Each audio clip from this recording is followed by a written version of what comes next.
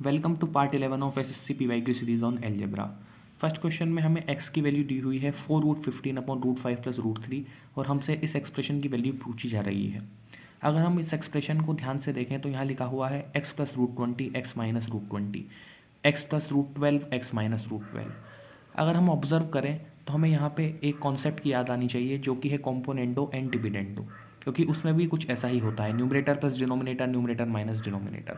तो हो सकता है कॉम्पोनेंडो और डिविडेंडो लगा के हमारा आंसर आ जाएगा, लेकिन कॉम्पोनेंडो डिविडेंडो लगाने के लिए यहाँ पे x प्लस √20 ऐसे ऐसे लिखा हुआ है, न्यूमरेटर प्लस डिनोमिनेटर, यानी कि हमें कुछ ऐसा एक्सप्रेशन बनाना पड़ेगा x बाय √20 इसके लिए। उसी प्रकार यहाँ पे हमें कुछ x बाय √12 बनाना पड़ेगा इसके लिए, तब जाके हम कॉम्पोनेंडो डिविडेंडो अप्लाई कर पाएंगे। अब वो हम कहाँ से बनाएंगे, हमें x इक्वल टू ये दिया हुआ है, तो हो सकता है हम x बाय √20 यहाँ से बना पाएंगे। तो हम बनाने की कोशिश करते हैं।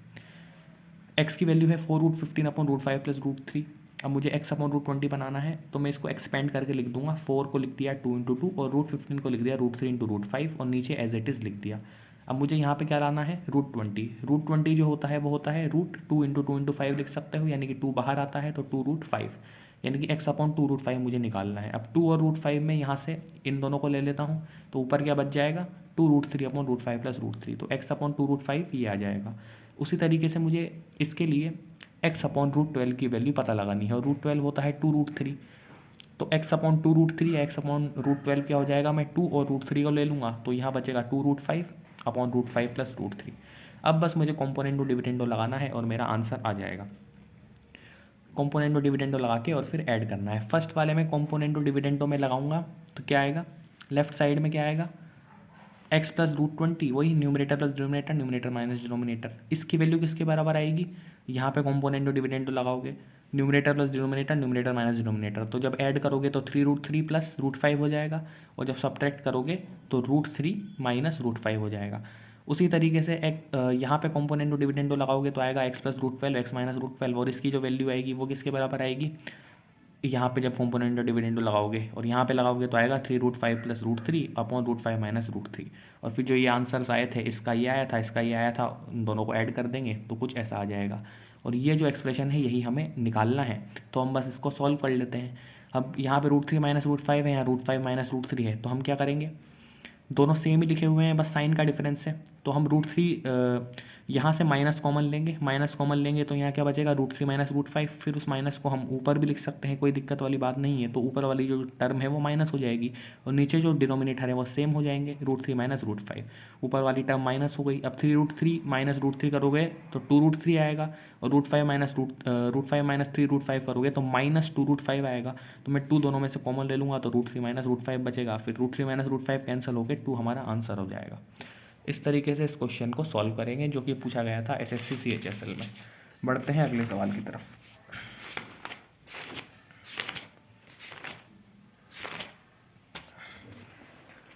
अगला सवाल जो कि पूछा गया था एसएससी सीपीओ के अंदर, इसमें हमें x की वैल्यू दी हुई है √3/2 और हमसे इस एक्सप्रेशन की वैल्यू पूछी जा रही है।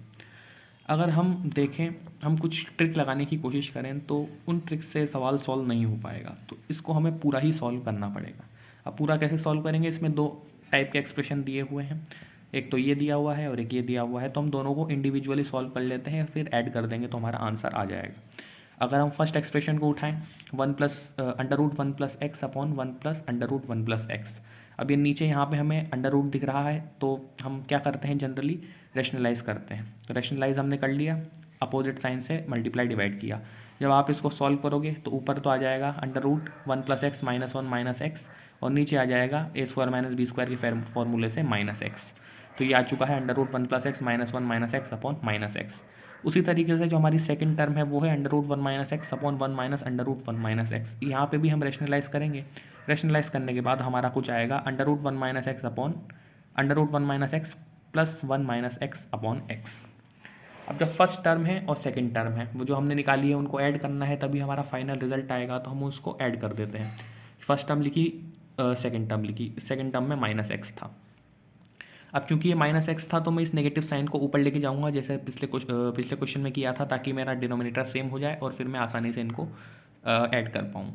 तो जब मैं करूँगा ऐसा तो क्या आएगा ऊपर, under root 1 minus x plus 1 minus x, जो कि ये वाली टर्म है, और ये वाली टर्म सब्ट्रैक्ट हो जाएगी। सब्ट्रैक्ट होगी तो इसका साइन प्लस था तो माइनस हो गया, इसका माइनस था तो प्लस हो गया, इसका माइनस था तो प्लस हो गया, ये एक्स से एक्स कैंसिल हो जाएगा और हमारे पास फाइनली बचेगा 1 और 1 2, 2 plus under root 1 minus x minus under root 1 plus x upon x.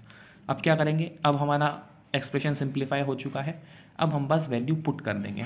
Value जैसे ही हम पुट करेंगे, एक्स की वैल्यू हमें √3/2 पुट करनी थी, √3/2 वैल्यू हम पुट करेंगे तो कुछ ये हो जाएगा 1 माइनस √3/2, कुछ इस प्रकार का एक्सप्रेशन हो जाएगा। फिर इसको जब आप पूरा सॉल्व करोगे एलसीएम लेके तो 2 माइनस √3/2, 2 प्लस √3/2 अपॉन √3/2। अब अभी हम देखना चाहें तो हम स्क्वायर नहीं बना पाएंगे, लेकिन अगर हम बस एक काम करें, एक काम क्या करें, यहाँ पे न्यूमरेटर डिनोमिनेटर में 2 से मल्टीप्लाई डिवाइड कर दें और यहाँ पे भी 2 से मल्टीप्लाई डिवाइड कर दें, क्योंकि सॉल्व करने में इनको ही दिक्कत है, क्योंकि ये रूट दिया हुआ है और इसके ऊपर भी रूट है, तो ऐसे एक्सप्रेशन को ही दिक्कत आती है सॉल्व करने में, क्योंकि बाकी और तो सही है, √3/2 2, इनमें तो कोई दिक्कत है ही नहीं। तो हमें बेसिकली इन दोनों को ही सॉल्व करना है। अब इनको हम कैसे सॉल्व करेंगे, अगर हम स्क्वायर बना दें तो ये अंडर रूट हट जाएगा। स्क्वायर कैसे बनाएंगे, अभी स्क्वायर नहीं बन रहा है, लेकिन अगर हम 2 से मल्टीप्लाई डिवाइड कर दें तो कुछ ऐसा बन जाएगा दोनों में, और फिर हम स्क्वायर बना सकते हैं। कैसे बना सकते हैं, क्योंकि हम 4 माइनस 2 √3 को लिख सकते हैं √3 plus √3 square plus 1 square minus 2 √3 into 1, जो कि हो जाता है √3 माइनस 1 का होल स्क्वायर, और ये अंडर रूट के अंदर है तो अंडर रूट हट जाएगा, तो हमारा आंसर आएगा √3 माइनस 1। तो इसकी जो वैल्यू है केवल ये ऊपर वाले की, ये इसके साथ कैलकुलेट नहीं किया है, √4 तो हम बाहर निकाल लेंगे, 1/2 हो जाएगा। तो केवल इसकी जो वैल्यू है अंडर रूट 4 माइनस 2 √3 आ चुकी है √3 माइनस 1। उसी प्रकार से जब इसकी वैल्यू निकालोगे, यहाँ पे a माइनस बी का होल स्क्वायर बना था, यहाँ पे a प्लस बी का होल स्क्वायर बनेगा, तो उसकी वैल्यू क्या आएगी, √3 प्लस 1 आएगी। तो सिमिलरली 4 प्लस 2 √3 हमारा कुछ इस प्रकार से स्क्वायर बनेगा, जिसकी वैल्यू आएगी √3 प्लस 1। अब हमारा एक्सप्रेशन जो था वो कुछ ये था।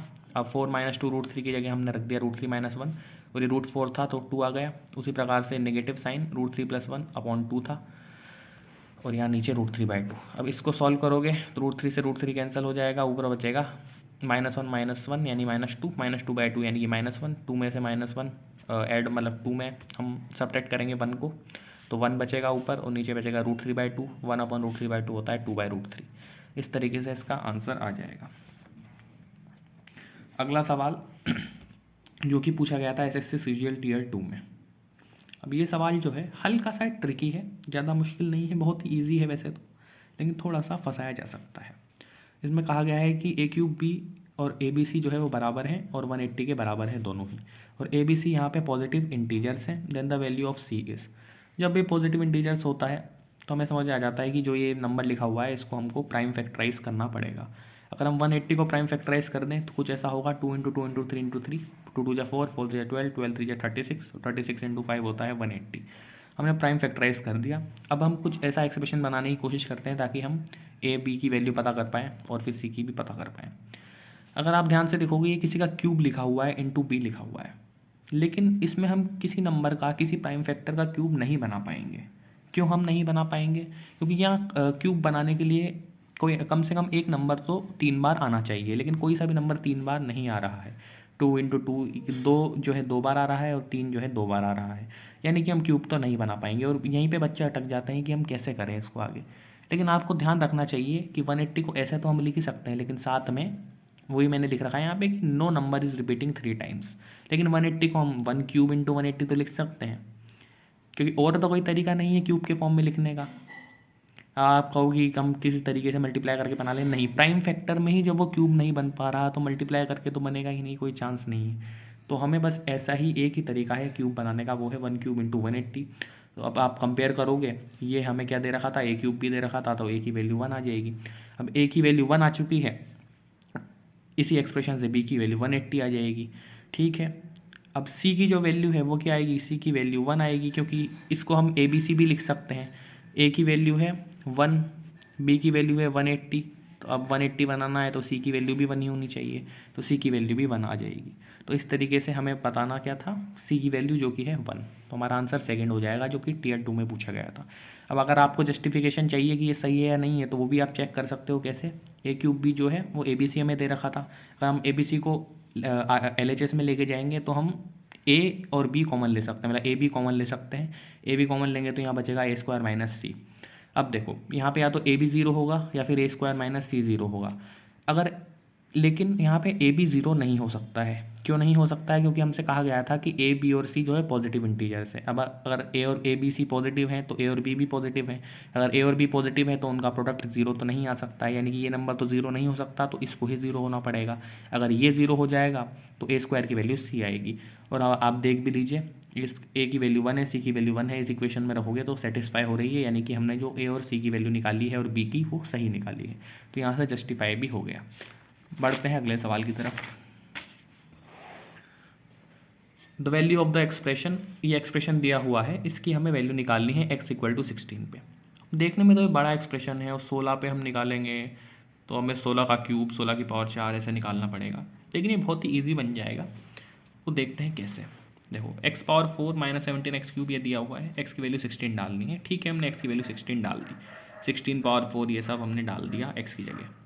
अब आप ध्यान से देखो, यहाँ 16 है, हर जगह 17 है, मतलब ये क्वेश्चन हमसे कुछ कहना चाहता है कि 16 17 में कुछ तो हम ऐसा करें कि सिंप्लीफाई हो जाए। तो ऐसा करते हैं, जहाँ जहाँ 17 लिखा हुआ है उसको हम 16 + 1 लिख देते हैं, हो सकता है कुछ कैंसर हो जाए। तो 16 पावर 4 माइनस 16 + 1 16 क्यूब, उसी तरीके से सब जगह 16 + 1 16 स्क्वायर 16। यहाँ पे मैंने नहीं लिखा, यहाँ भी आप लिख लेना, 16 + 1 × 16 होगा और ये भी 16 + 1 होगा।